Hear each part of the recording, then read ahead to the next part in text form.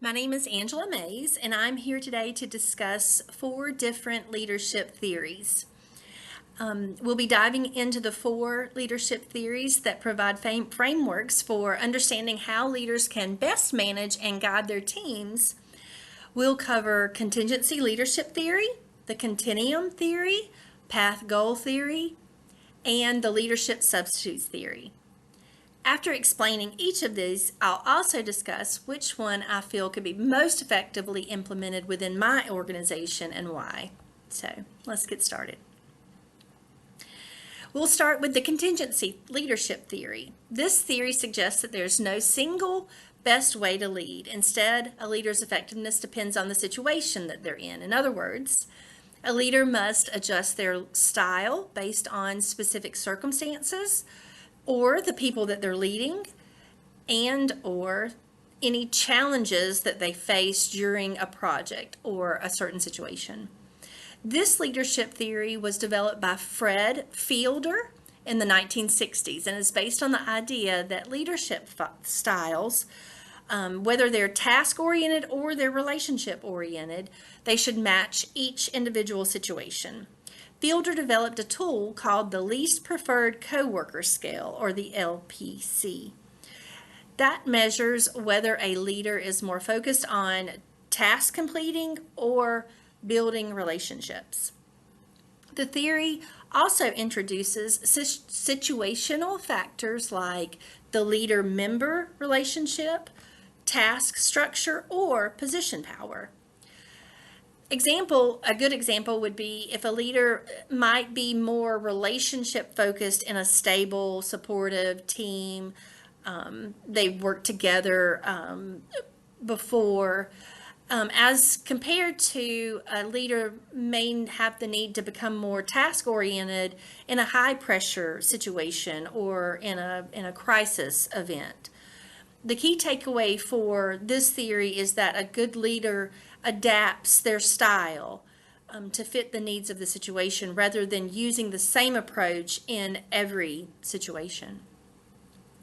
The next leadership theory that we'll discuss is the continuum, and it was developed by Tannenbaum and Schmidt.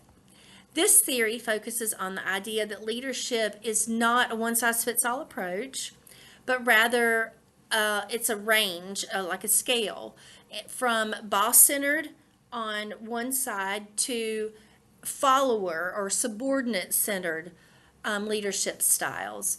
So a more autocratic leadership style as compared on one end of the scale to a participative leadership style on the other end of the scale. So there's 7 different major styles of a leader can choose from in this range. So starting on the more autocratic style where the leader states the decision and it's not open for discussion, they just literally stated the decision and this is what's going to happen. Coming closer to the middle of the scale where the leader makes the decision and then convinces the employee that this is the best decision. Presents a decision and then asks if there are any questions or concerns. So they're starting to open up to more conversation or discussion about the decision.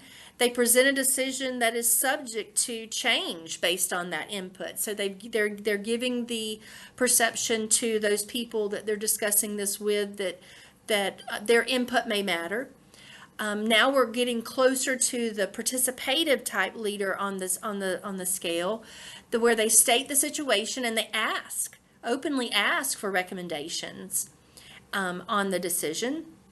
The next one is they let the employee make the decision, but they set limits for the decision. And then the last, most open participative leader will actually let the employees make ongoing decisions. This theory suggests that leaders should assess the level of authority they have and decide how much control they should give to their team members. And this can vary depending on factors like what is the leadership personality and the preferred behavior style for the leader. Is the leader more autocratic naturally, or are they more participative naturally? Subordinates. What are the followers' personality and preferred behavior style? Are they more willing to participate? Then those followers may be given more freedom for decision making. And then lastly, the environment. So the size of an organization or institution, its structure, goals, maybe even the technology that's available to the team. Also, within these factors, we have to acknowledge that it takes more time normally for a participative decision as opposed to an autocratic decision. And when time is an issue, then a more autocratic leadership style is needed. In the autocratic style, the leader makes the decision alone with little or no input from the team, while in the participative style, the leader involves the team in the decision-making process. And it's more of a shared discussion.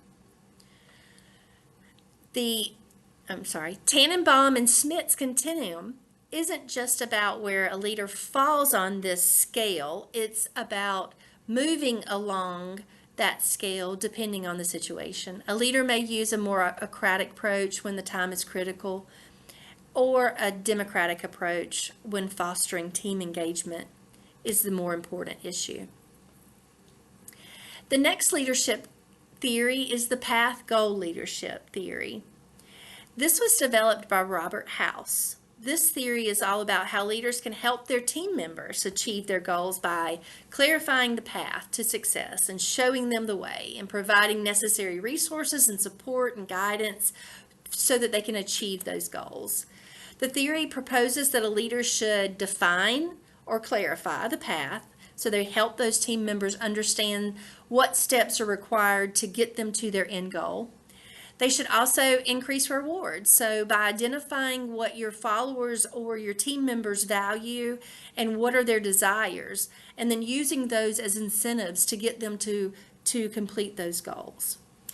This theory does not consider leadership traits and behaviors, but instead uses one of the 4 types of leadership styles that we're going to discuss to motivate their team. So one of those 4 styles include, number 1, directive leadership, which is providing very clear instructions and guidelines. Supportive leadership, showing concerns for team members' well-being, so showing that the leader actually cares and they're there to support them. Participative leadership involves team members in the decision-making process, like we discussed earlier, the same participative leadership where you actually bring in the discussion and decide together or allow input for a decision. And then achievement-oriented leadership, setting challenging goals and expecting high performance. A leader's choice of behavior depends on needs of the team and the environment. For example, if the team is inexperienced or the task is unclear, a leader might use more directive leadership. But if the team is experienced and motivated, just a more supportive or participative approach may work better. The key takeaway for this leadership theory is that the leader's role is to clarify the path to success for the team member and remove obstacles, offer support, tailored to what the team needs. Lastly, the leadership theory that we'll talk about is the leadership substitutes theory. This theory was proposed by Robert K. Kerr and James M. Jermier. This theory suggests that in certain situations, leadership may not be as important as we think because substitutes for leadership already exist within the institution.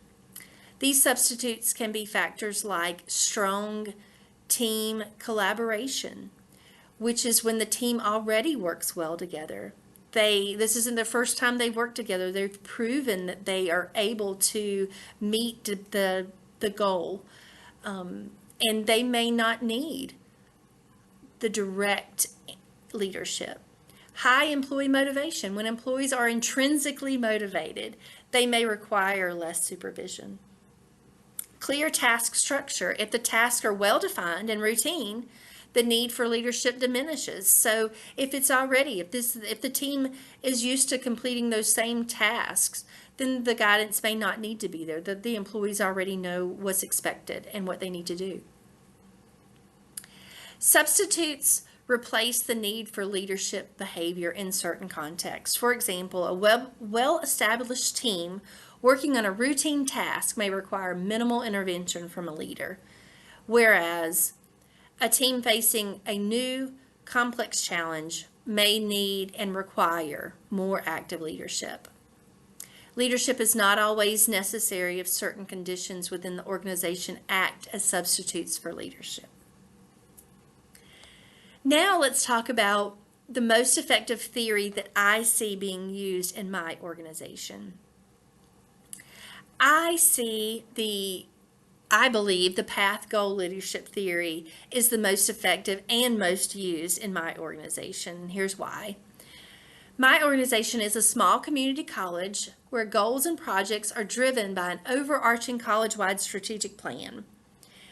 However, team members need flexibility and support in order to meet the high expectations of meeting their individual goals. The path goal theory aligns perfectly with this environment because it focuses on ensuring that team members have the resources, the guidance, and the motivation they need to reach their goals. For example, these are the things that I see that align with this leadership theory. The college ensures everyone understands how to achieve their individual goals and how their individual goals align with those of the college. They have annual assessments for employees and supervisors as an evaluation type period where there's this open discussion to be had, where any obstacles or inefficiencies in workflows are identified, and the college makes every effort to remove those. This is also a time when direct or supportive type leadership is offered, depending on the experience level of the employee. Just how specific that is, of course, depends on the discussion. By actively engaging with team members and tailoring my leadership style based on the situation, I believe I can foster a motivated and high-performing team. In closing, we've explored 4 different leadership theories, each offering unique insights into how leaders can approach their roles and manage their teams effectively. By understanding these frameworks, I've learned that I can choose the one that best suits me and the situation within my organization. Thank you.